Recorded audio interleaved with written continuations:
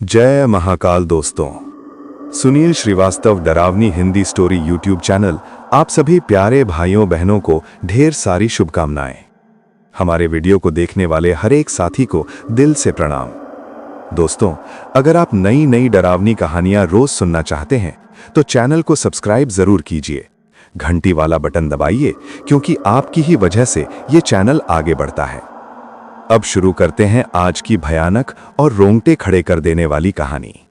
कहानी का नाम है आहट, उस घर से आती आवाज। आहट, उस घर से आती आवाज, बड़ा एपिसोड। रात करीब 10:30 बजे का समय था। तेज हवा चल रही थी और आसमान काला होकर किसी अनहोनी का इशारा कर रहा था। मैं, अरुण, उस वीरान जंगल के बीच बने पुराने बंगले के सामने खड़ा था। वही बंगला जिसकी एक झलक भी लोगों को रातों में नींद से जगा देती थी। गांव वाले कहते थे, उस घर में एक औरत की आत्मा भटकती है। आंखें सफेद, चेहरा सड़ा हुआ और कदमों की आहट बिल्कुल उल्टी दिशा में। शुरू में तो मैंने इन बातों पर भरोसा नहीं किया, लेकिन जब रात में दूर से उस घर की खिड़कियों में रोशनी दिखने लगी तो मेरे मन में खुद ही क्यूरियोसिटी पैदा हो गई। मैंने सोचा, चलो देख ही लेते हैं, आखिर सच क्या है। बंगले का लकड़ी का दरवाजा मैंने धीरे धीरे धकेला और जैसे ही दरवाजा खुला, एक बदबूदार ठंडी हवा ने मुझे अंदर खींच लिया। अंदर अजीब सी गीली मिट्टी की महक थी, दीवारों पर पुराने हाथों के निशान और ऊपर से टपकता हुआ पानी, मानो किसी रोती हुई आत्मा की बूंदें हों। मैंने टॉर्च जलाई ही थी कि पीछे से कर्र कर्र की आवाज आई। मैं मुड़ा, लेकिन वहां कोई नहीं था। मैंने खुद को समझाया, अरुण डर मत, तू इतना कमजोर नहीं। लेकिन तभी ऊपर वाली मंजिल से किसी औरत के चलने की आवाज आई, धीमी मगर खुरदुरी, ठीक वैसी ही जैसी लोग बताते थे। मैंने हिम्मत करके सीढ़ियां चढ़नी शुरू की। हर स्टेप में ऐसा लग रहा था जैसे मेरे पैरों के नीचे कोई झुकी हुई परछाई फिसलकर निकल रही हो। जैसे तैसे ऊपर पहुंचा तो देखा, एक कमरा खुला हुआ था और अंदर नीली सी रोशनी चमक रही थी।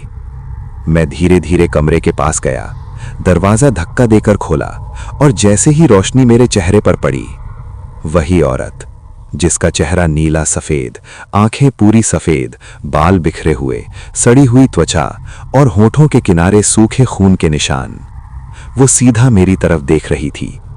कोई आवाज नहीं, बस उसकी सांसें सीटी जैसी, और उसकी आंखों में एक अजीब सी भूख। मैं डरकर पीछे हट गया। मेरे कदम रुके ही नहीं, लेकिन वो औरत हवा में तैरती हुई मेरी तरफ बढ़ने लगी। उसने एकदम धीमी आवाज में कहा, क्यों आया इस घर में? ये घर मेरा है और जो भी यहां आता है वो वापस नहीं जाता। उसकी आवाज ने मेरा सीना हिला दिया। मैं दरवाजे के पास भागा, नीचे की तरफ दौड़ा, लेकिन सीढ़ियों पर आते ही मेरे सामने अचानक काली धुंध भर आई और उसी धुंध में उसकी आकृति दोबारा उभरने लगी। इस बार उसका चेहरा और ज्यादा पास, और ज्यादा भयानक।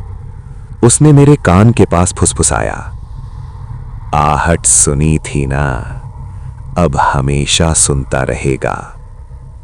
मैंने पूरा जोर लगाया और घर के बाहर भाग गया। जैसे तैसे सड़क तक पहुंचा और मुड़कर देखा, वो औरत उसी बरामदे में खड़ी थी, सफेद आंखों से मुझे ताकती हुई, और एक अजीब सी हंसी हंसते हुए धीरे धीरे धुंध में गायब हो गई। उस दिन के बाद से जब भी रात होती है, किसी न किसी को उस घर से आहट सुनाई देती है। कहते हैं उस औरत की आत्मा आज भी वहीं है और नए शिकार तलाशती रहती है। और इसी दहशत के साथ कहानी यहीं पर समाप्त होती है। सुन पा रहे हो ना, ये वही आहट है जो उस घर से आती है और अब तुम्हारे पीछे भी खड़ी है। दोस्तों, अगर कहानी अच्छी लगी हो तो चैनल को सब्सक्राइब करें। जय महाकाल। सुनील श्रीवास्तव डरावनी Hindi story YouTube channel. Bye bye, take care. फिर मिलूंगा एक नई आहट के साथ। तब तक के लिए सुरक्षित रहिए, सावधान रहिए, एंजॉय लाइफ। जय महाकाल।